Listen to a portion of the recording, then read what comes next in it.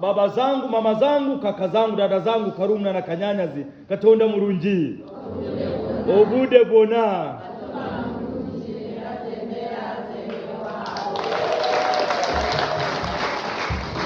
Wazo letu la leo, matatizo si tatizo. Mwambie jirani yako, matatizo si tatizo. Mwambie tena, matatizo si tatizo.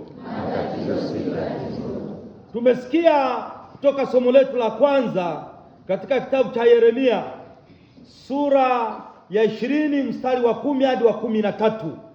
Yeremia alipata matatizo mengi. Rafiki zake wanachombeza, mshtaki nasi tutamshtaki. Mshtaki nasi wasema lianzishe dude, sisi tutafanya nini? Tutaliendeleza. Pakawepo na hofu pande zote, lakini imani ilimsaidia. Akasema Mungu ni shujaa wa ajabu wa kutisha. Kwa imani akayakabili matatizo. Yakitokea wewe lazima uwe na imani. Tunayapokeaje? Kwa imani. Ninazo points 3.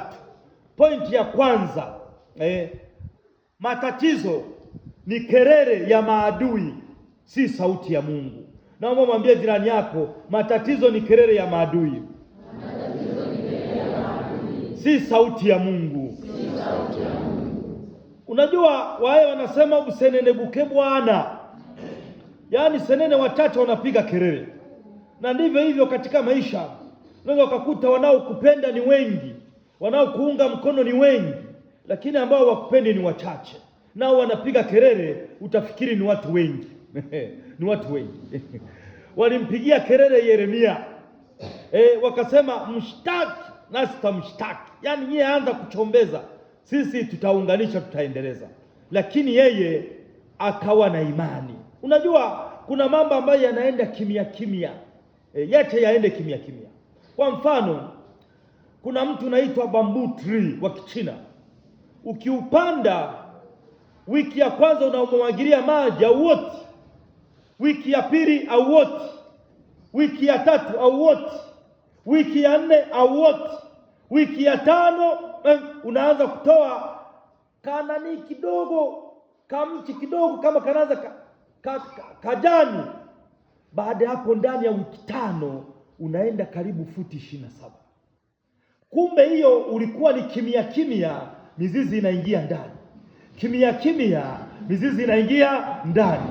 Unaweza kusema maneno.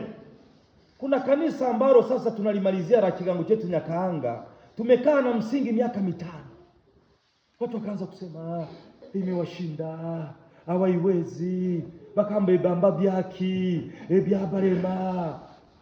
Kumbe hapo Mungu mizizi inaingia ndani. Ndani ya miaka 5 kuna ambao niliwatembelea. Kuna ambao tulikutana semina. Kuna ambao nilikutana wapi?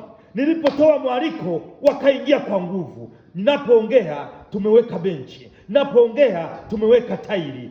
Huyo ndo Mungu anavyofanya kazi. Kikubwa ni imani. Makofi kwa Mungu.